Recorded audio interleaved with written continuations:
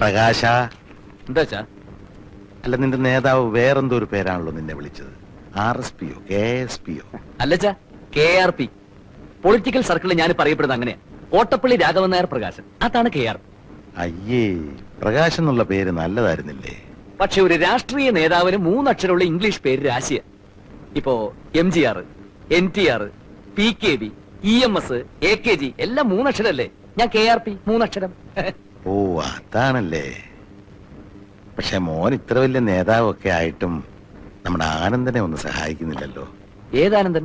നിന്റെ ചേച്ചിയുടെ ഭർത്താവ്, അല്ലാണ്ടാരാ? ഓ, അതാണോ? അച്ഛാ, അളിയൻ ചേട്ടന്റെ കൂടെ കൂട്ടുകൂടി ഞങ്ങളുടെ പാർട്ടിക്കാരെ മുഴുവൻ തല്ലിച്ചതച്ചതാ. അച്ഛനറിയോ, ഇപ്പൊ ഇവിടെ വന്നില്ലേ ഞങ്ങളുടെ മണ്ഡലം പ്രസിഡന്റ് പൊതുവാൾജി? അങ്ങയുടെ ഫ്രണ്ടിൽ തള്ളിയിരിക്കുന്ന 2 പല്ലച്ഛൻ ശ്രദ്ധിച്ചോ? അത് വെപ്പാ, അളിയന്റെ പണിയാ. ഞാൻ അറിഞ്ഞുകൊണ്ട് അളിയന് വല്ല സഹായം ചെയ്താൽ അതെന്റെ പൊളിറ്റിക്കൽ കരിയറിനെ മുഴുവൻ ബാധിക്കും. അച്ഛൻ വേറെ എന്തുകൊണ്ടും പറഞ്ഞോ? 6 മാസം കൊണ്ട് ഞങ്ങളുടെ മന്ത്രിസഭ വീഴുന്നും പറഞ്ഞ് ചൊറിയും കുത്തിര ആളിരിക്കുന്നുണ്ടല്ലോ ഇവിടെ. മൂപ്പരോട് പറ അളിയനെ രക്ഷിക്കാൻ. നിങ്ങൾ എന്താണെന്ന് വെച്ചാൽ തീരുമാനിച്ചു. ഒത്തിരി പണം ചെലവാക്കി പഠിപ്പിച്ചിട്ടും 2 ആള് ഒരു ജോലിക്കും പോകുന്നില്ലോ എന്നാ എന്റെ വിഷമം. എന്റെ കാര്യം അച്ഛൻ വിട്ടേക്ക്. അച്ഛാ, ഈ രാഷ്ട്രീയ പ്രവർത്തനം ഇപ്പൊ പഴയതുപോലെ ജയിലിൽ കിടക്കലും സ്വാതന്ത്ര്യം വാങ്ങലൊന്നും അല്ല. പിന്നെ ഞങ്ങൾക്ക് ഇപ്പൊ അധികാരം കയ്യിലുള്ളതുകൊണ്ട് ഒരു പ്രശ്നമില്ല. അച്ഛന് മനസ്സിലായില്ലേ? മറ്റൊന്നും അച്ഛനിപ്പോ ആലോചിക്കണ്ട. സഹായിച്ചൂടെ ലഞ്ച് നമുക്ക് കലക്കണം. അച്ഛാ, അതോടെ KRP എന്നുള്ള പേര് നോർത്ത് ഇന്ത്യ വരെ ഫേമസ് ആവും. അവിടെയാ? പിന്നെ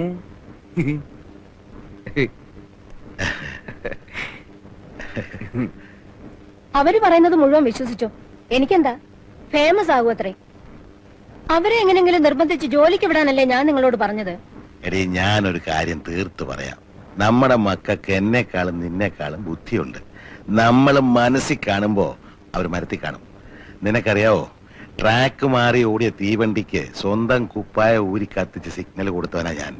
അന്നത്തെ റെയിൽവേ മിനിസ്റ്റർ സീതാരാമയ്യ ഇങ്ങോട്ട് നോക്കിയേ, എന്നെ കെട്ടിപ്പിടിച്ച് പറഞ്ഞെന്താണെന്നറിയോ? ബഹുത്തച്ച നായർന്ന. അതിനിപ്പോ ഞാനെന്ത് വേണം? നീ ഒന്നും വേണ്ട. അവര് പറഞ്ഞ ന്യായം ഉണ്ടെന്ന് ബുദ്ധിയുള്ള എനിക്ക് തോന്നി, ഞാനീ പോന്നു. പ്രഭാകരനോട് കല്യാണം കഴിക്കുന്ന കാര്യം പറഞ്ഞോ നിങ്ങള്? ആ, അത് ഞാൻ മറന്നു. ഇതാ നിങ്ങളുടെ കുഴപ്പം. സായിപ്പിനെ കാണുമ്പോ കവാത്ത് മറക്കും. ലതികയുടെ കല്യാണത്തിന് മുമ്പ് അത് നടത്തിയില്ലെങ്കിൽ നാണക്കേടാ. തന്നെയല്ല, ഞാൻ നിങ്ങളെ പോലെ ചെറുപ്പമൊന്നുമല്ല. എനിക്ക് വയസ്സായി വരിക. സഹായത്തിന് ആരെങ്കിലും ഇല്ലാതെ എങ്ങനെയാ? ഭാനു, ലതികയുടെയും പ്രഭാകരന്റെയും പ്രകാശിന്റെയും എല്ലാവരുടെയും കല്യാണം ഞാൻ അതാത് സമയത്ത് വേണ്ട പോലെ നടത്തും. നടത്തിയാ മതി.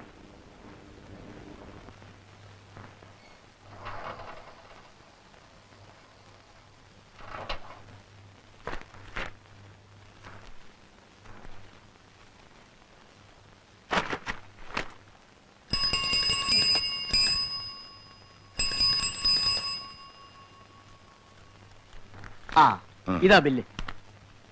360 രൂപയോ? അതെ, ഇപ്പൊ തരുന്നുണ്ടോ? നേരം പോയി സാറേ. നാളെ വരുമ്പോ പൈസ എടുത്തു വെച്ചേക്കണേ.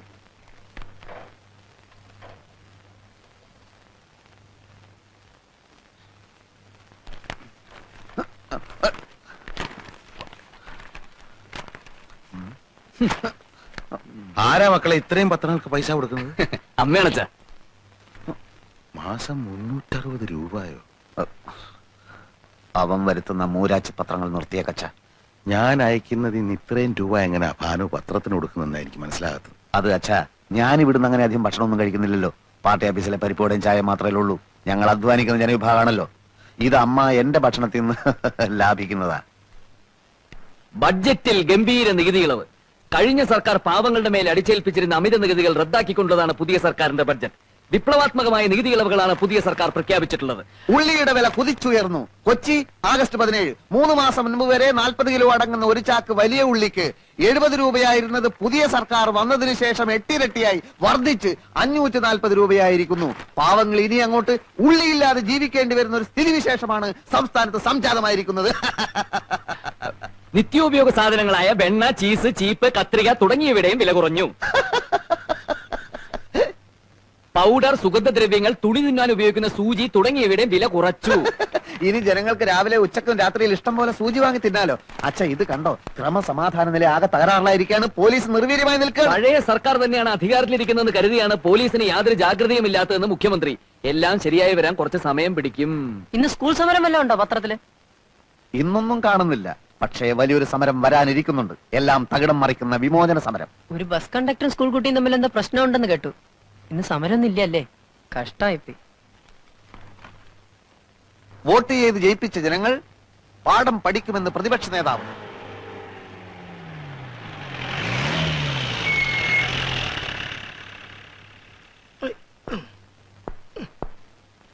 വരാനുള്ളത് വല്ല വിധേനയും വഴി തങ്ങുന്ന് കരുതി, പക്ഷെ നടന്നില്ല.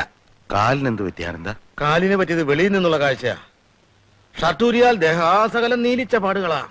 ദോഷം പറയരുതല്ലോ. വളരെ ബുദ്ധിപൂർവമായ നീക്കത്തിലൂടെയാ അവരെന്നെ പെരുമാറിയത്.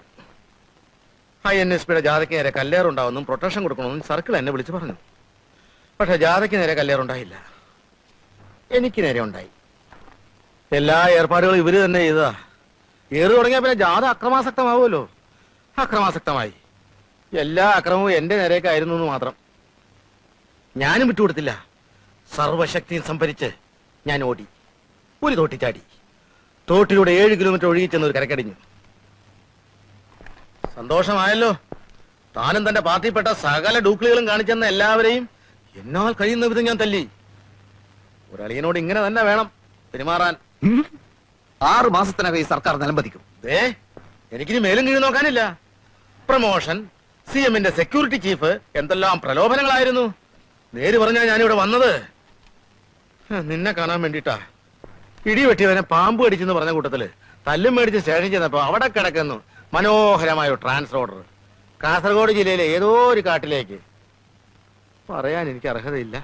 എന്നാലും എന്നെ രക്ഷിക്കാൻ വല്ലതും ചെയ്യാൻ പറ്റുമെങ്കിൽ ചെയ്യാം. അല്ലേ ഞാൻ പോട്ടെ. ആനന്ദ, നീ ഇരിക്കാനൊന്നും നേരമില്ല അച്ഛാ. നാളെ ജോയിൻ ചെയ്യണം. ആനന്ദൻ മോനെ ലതയും കുഞ്ഞുങ്ങളും. അതിനെപ്പറ്റി ഒന്നും ചോദിക്കണ്ട, എനിക്ക് ഭ്രാന്തായി പോവും. ആനന്ദ, നീ പോവാണോ? ആ. ചായ എടുക്കണ്ടേ? വേണ്ട വേണ്ട, അയ്യോ, നിന്റെ കാലിലെന്ത് പറ്റി? ഒന്നും പറ്റിയതല്ല. ഞാനേ ഒരു നാടകത്തിൽ ചട്ടുകാരനായിട്ട് അഭിനയിക്കുന്നുണ്ട്. അതിന്റെ റിഹേഴ്സൽ എടുത്തോണ്ടിരിക്കുക.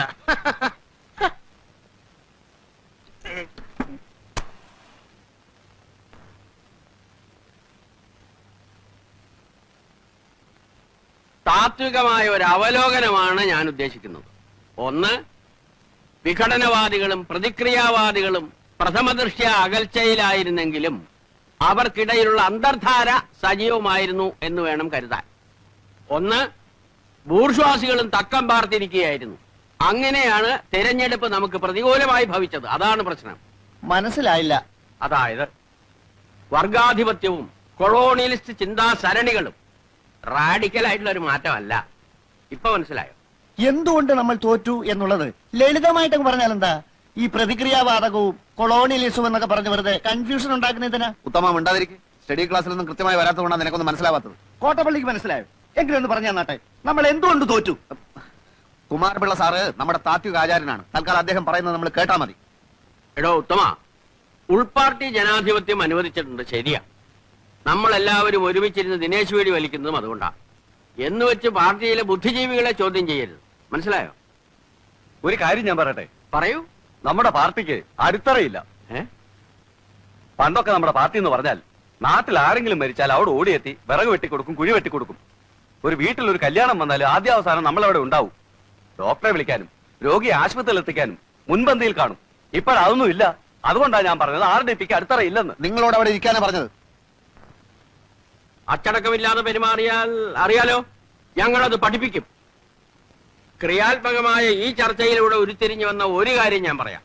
ഒന്ന്, INSP, അതായത് നമ്മുടെ പ്രധാന എതിരാളി. അവരിൽ ചില കൊള്ളാമെന്ന ചെറുപ്പക്കാർ രംഗത്ത് വന്നിട്ടുണ്ട്. ആളുകൾക്ക് അവരോട് വലിയ മതിപ്പാ. ആ മതിപ്പ് പൊളിക്കുകയാണ് നമ്മൾ ചെയ്യേണ്ടത്. വളരെ കറക്റ്റ്. ഏതെങ്കിലും രീതിയിൽ വല്ല പെണ്ണുകേസിലോ ഗർഭക്കേസിലോ അവരെ പെടുത്തി നാറ്റിക്കുകയാണ് ചെയ്യുന്നത്. ജനങ്ങൾ അവരെ കാർക്കിച്ചു തുപ്പുന്ന ഒരു പരിതസ്ഥിതിയിൽ എത്തിച്ചാൽ നമ്മൾ ജയിച്ചു.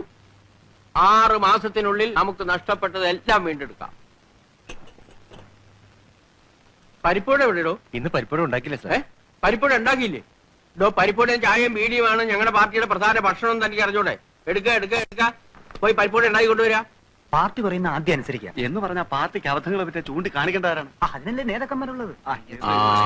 എനിക്ക് സാറിനോട് പേഴ്സണൽ ആയിട്ടൊരു കാര്യം സംസാരിക്കാനുണ്ടായിരുന്നു. എന്താണ് കാര്യം? ഉത്തമം നടന്നേ, ഇത് പേഴ്സണൽ ആയിട്ടുള്ള കാര്യമാണ്. സാർ വന്നേ. അതായത് എന്താണ്? വീട്ടിൽ നിന്ന് ഭയങ്കരമായിട്ട് നിർബന്ധിക്കുന്നു. എന്തിന്?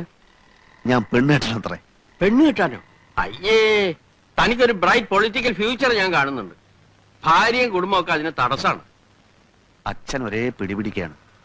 കോട്ടപ്പള്ളി, പാർട്ടിക്ക് ഇന്ന് ആവശ്യം കെട്ടുപാടുകളും മറ്റുത്തരവാദിത്തങ്ങളും ഇല്ലാത്ത ഒരു നേതൃനിരയാണ്. പ്രകൃതി നിയമങ്ങൾക്ക് കുറച്ചൊക്കെ നമ്മൾ വഴങ്ങേണ്ടതല്ലേ? വഴങ്ങരുത്. ലൗകികമായ തൃഷ്ണകളെ നമ്മൾ അതിജീവിക്കണം. മാനവരാശിയുടെ നിലനിൽപ്പ് തന്നെ കുടുംബം എന്ന എസ്റ്റാബ്ലിഷ്മെന്റിലല്ലേ? വിഡ്ഢിത്തം.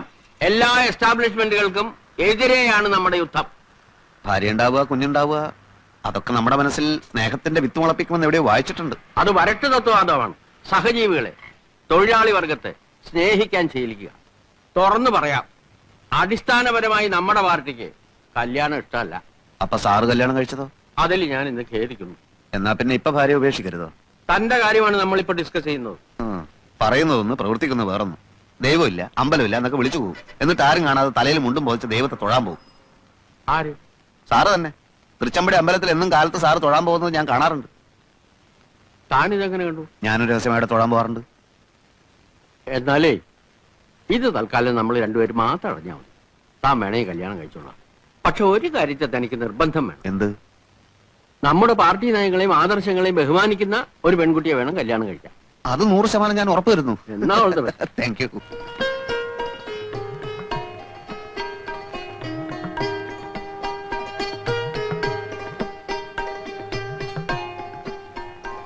ശരിക്കും നോക്കിക്കോളൂ. അപ്പൊ പറഞ്ഞൊക്കെ ഓർമ്മയുണ്ടല്ലോ, പാർട്ടിക്കാരി മിണ്ടരുത്, വക്കീലാണ്, കോടതി പോകും നോക്കിയാ പറഞ്ഞിട്ടുള്ളത്. അങ്ങനെ നുണ പറയേണ്ട കാര്യമൊന്നും എനിക്കില്ല.